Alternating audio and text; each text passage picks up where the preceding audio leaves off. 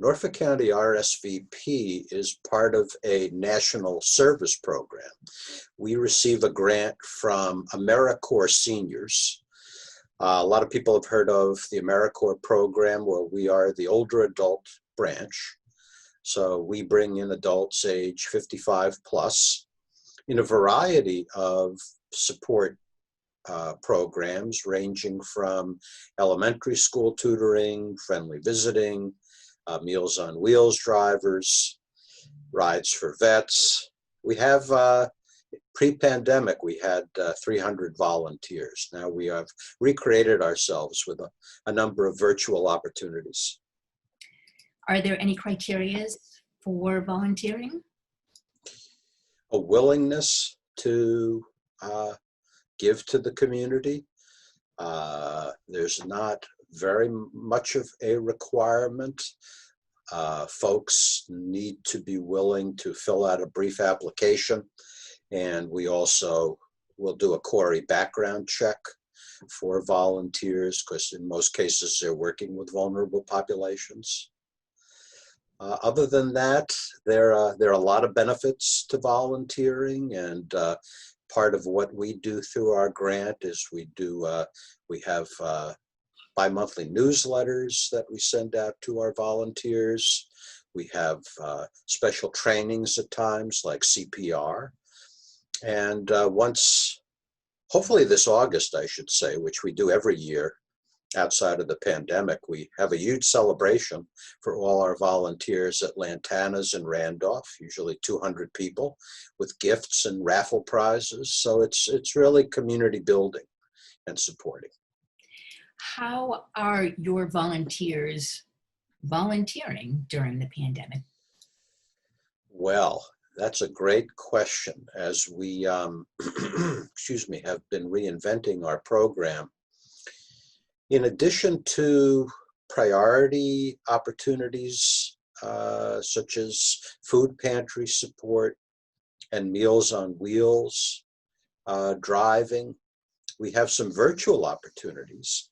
A couple of brave elementary schools have been taking on volunteers as they are sorting out, their classroom hybrid activities. We're starting to work on our 4th elementary school in Norfolk County. We also have ESOL, English for Speakers of Other Language, volunteers that are working through Zoom platforms or telephone. We have a telefriend program for people to just check in with folks who are isolated. One of our primary partners is the Massachusetts Association for the Blind, and we're working with them to support their visually impaired clients who haven't been able to get out very much, just with once a week phone calls and companionship over the phone, having new friends.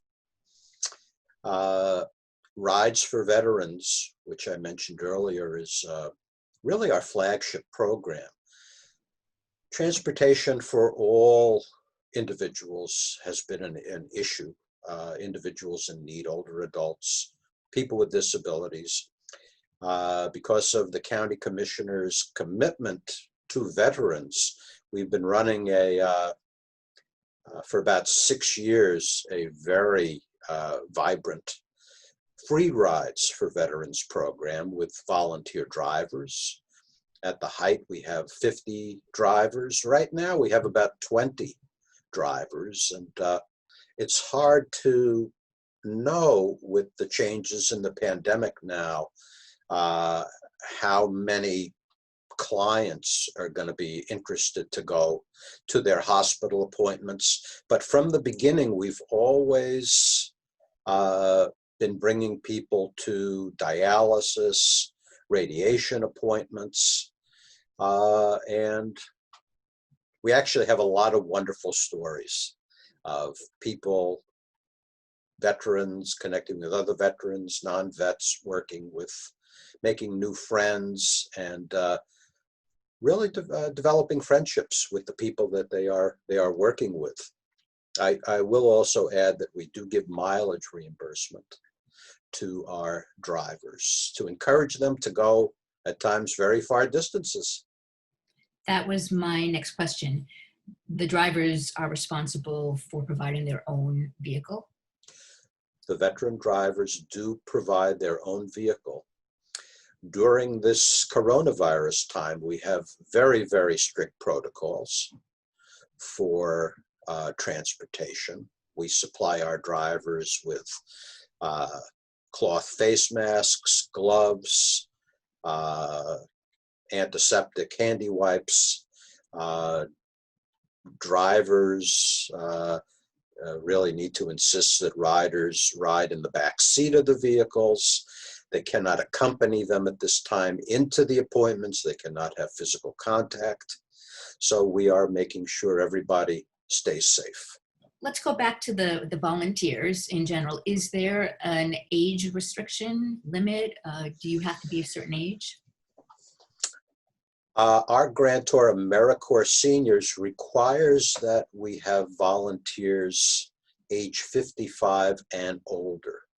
We've been trying to get during this pandemic time a reduction in age requirement, as so many older adults have been affected by the pandemic and are sidelined. So we've been hoping for the age limit to go to 45 plus, but at this point it hasn't happened. We do have a few volunteers age 45 plus, but we're not able to really count them as RSVP volunteers. Incidentally, RSVP stands for Retired Senior Volunteer Program, but we simply say this is your invitation to community services. In a non-COVID world, what kind of activities could people volunteer for? If someone has a very special field, could they suggest a volunteer program? In short, because we do receive a federal grant, we are limited in the types of categories that we can offer volunteer programming in. RSVP, compared to some other national programs, does have a lot more flexibility, and we offer quite a variety. From one RSVP to another around the state or around the country, there might be quite a variety of programs. So disaster relief might be an area. Food insecurity, alleviating food insecurity clearly is an area. We have about 10 different programs, so it's pretty widespread. Though we're innovative, and we will continue to be innovative. If somebody likes to do presentations, for instance, we have found a way to incorporate one individual to do Zoom presentations as a volunteer during this time on interesting topics. So I am always open to hear ideas. We're fortunate to really have a lot of flexibility, and there are guidelines and some limitations. Is there a time commitment that the volunteer has to commit to? Depending on the particular role, there is a time commitment, but they are variable. I would say an average time commitment is 2 to 3 hours a week, though right now we have some virtual opportunities. One that I didn't mention, that's simply writing letters of support to first responders and veterans and active duty military. And so people from their home might write 10 to 15 letters with particular guidelines and mail a group of letters every month to us. So in that way, it's very flexible. Depending on particular needs, at times we look for very high level commitments through the American Red Cross. There's another opportunity, and we had been looking for some volunteer coordinators to work on a regional level that requires 20 hours a week. So there's something for everybody, I think. What is your role in the program?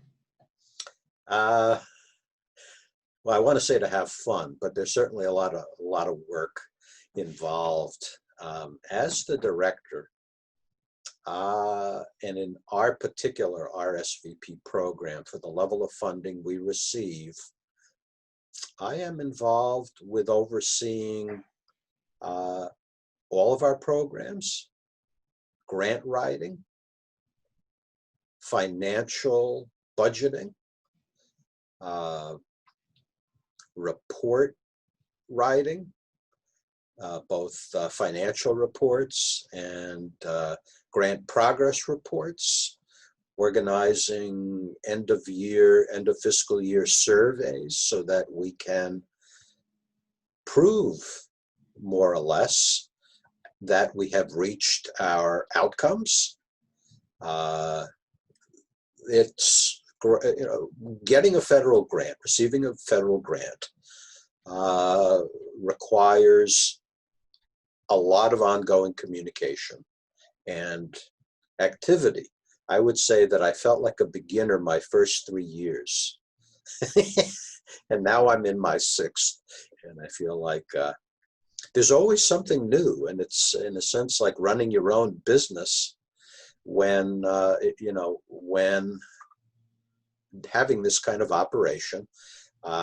We have, in addition to me being full-time, we have a full-time volunteer coordinator who also happens to be in charge of our elementary school tutoring program. And that's something that we really worked out, that made sense because we have the flexibility to look at what people's skills are and make effective use of people's abilities.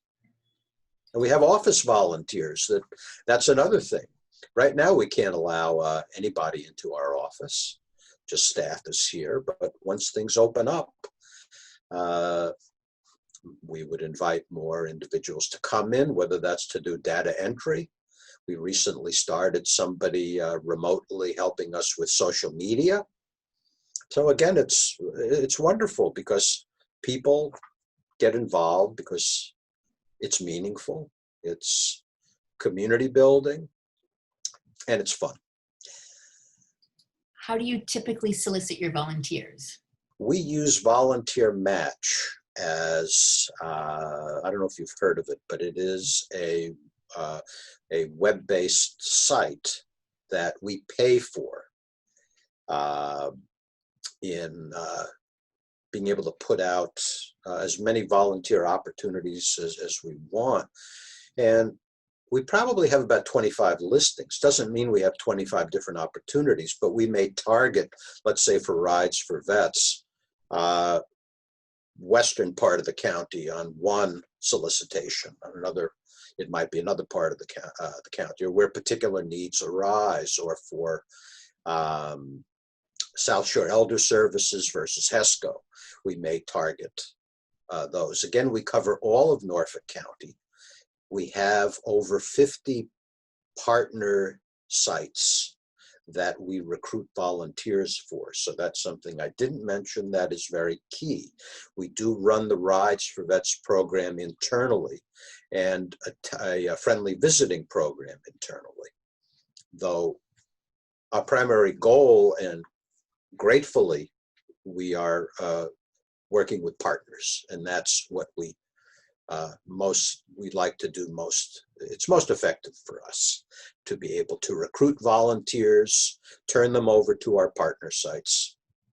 The other thing I want to mention is, as part of the grant requirement, our volunteers submit monthly or bi-monthly timesheets to us, just so that we could track them as active for that month. We have goals of a certain number of volunteers that really, ideally, we need to have active each year for our grant. And our grantor is very forgiving during COVID, knowing that there are a lot of people sidelined.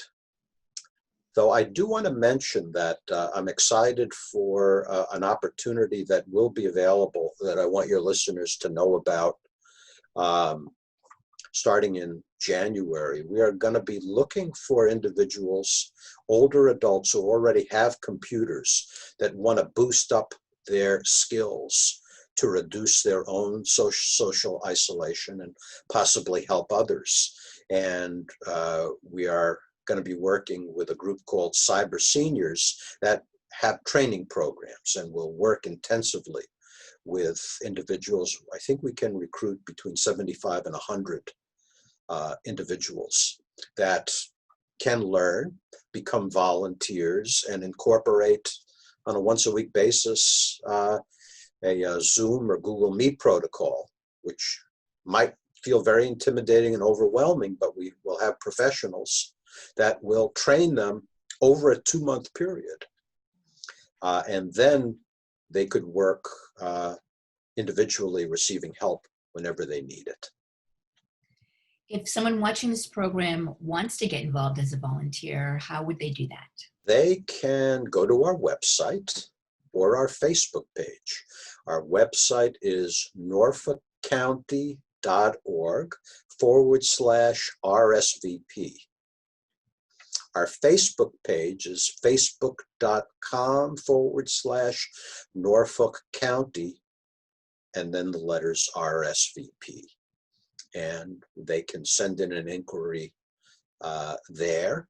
I could be called directly. I'm happy to receive phone calls. My number is 781-234-3445. I know that you've got a holiday drive coming up to support active military. Can you tell us a little bit about that? Thanks for asking. This will be our 4th year, and despite the pandemic, we are seeing a lot of activity happening already. There are different organizations that collect or that will receive personal items that active duty military can make use of. There is an organization on the Cape that we bring items to. So the items can be anything from deodorant to foot powder, hand sanitizer, face tissues. I'm looking at an extensive list on my screen as I'm talking to you. Sunflower seeds, power bars, shaving items, shampoo. We have a list of probably about 40 or 50 items. And during the time between Thanksgiving and New Year's, we are inviting all community members to bring items for our military personnel to various drop-off sites. And right here in Walpole, at the Senior Center, I just stopped by today to bring a bunch of flyers and a nice big poster. There's a collection point. So I invite your listeners to contact the Senior Center at 60 South Street. It's closed at this time, but they do have a barrel, and if you call them and let them know that you're going to stop by, they can make arrangements to receive your items. Their phone number is 508-668-3330. So we have 4 formal sites that are collecting items around the country. Around the county. And additionally, a couple of other groups have said, hey, can we get involved? So there's a group in Canton that's going to be collecting, a group in Stoughton. So the more the merrier. Last year, we collected about 2,750 items that we brought down to the Cape the first week of January. So the list is available on our website.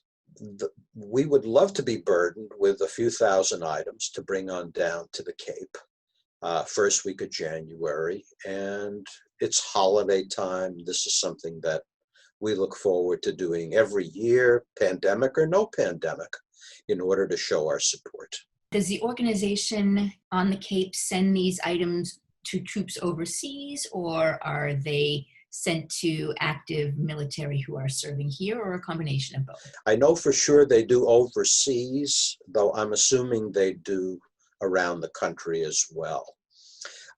It's worthwhile mentioning that there is a national organization called Operation Gratitude in California that does this on a national level. The reason we're not working with them is, in terms of these packages, is it's a lot more cost effective and easier to drive all the things down to the Cape. The first year we mailed about 4,000 items to California. You can imagine the costs of that to do that. But Operation Gratitude is a great organization, and we are also involved with remote volunteer opportunities now for letter writing, which I mentioned earlier, where people who from home want to be involved. I'd be happy to talk to them, send them materials for guidelines of different things to talk about with active duty military. And oftentimes they include these letters, groups of letters, with the care packages that they send to different bases around the country and around the world. Is there anything else that our viewers should know about either RSVP or this holiday drive? There are so many things that I could talk about tomorrow. What I want to mention also is that we have a number of volunteers that like to knit, and this is another veteran-related activity. So in the best of times, folks are coming together at their senior center with a knitting group, knitting lap robes and afghans. A lap robe might be like 2 feet by 4 feet, but any size is welcome. And individuals are doing this from home as well. And we'd be happy to send out somebody, even to your home, to pick up the lap robes that you make if you just leave them outside your door. Safe volunteering. So knitting is another wonderful opportunity. And lastly, I will mention that once things normalize, then a whole grouping of other volunteer opportunities will resume, including volunteer mentors to work with prisoners at the sheriff's office, pre-release prisoners, the Norfolk County Sheriff. We have volunteers working at the veteran hospitals as well. And 14 or 15 elementary schools use volunteer tutors. Again, that program is very limited right now, but once things open up, then there are a lot more opportunities, and we have a lot of support. We have a number of training programs for the elementary school volunteers. So I think that I've covered most everything tomorrow. All right. Well, I look forward to the time very soon when people will be able to participate in some of those in-person volunteer opportunities.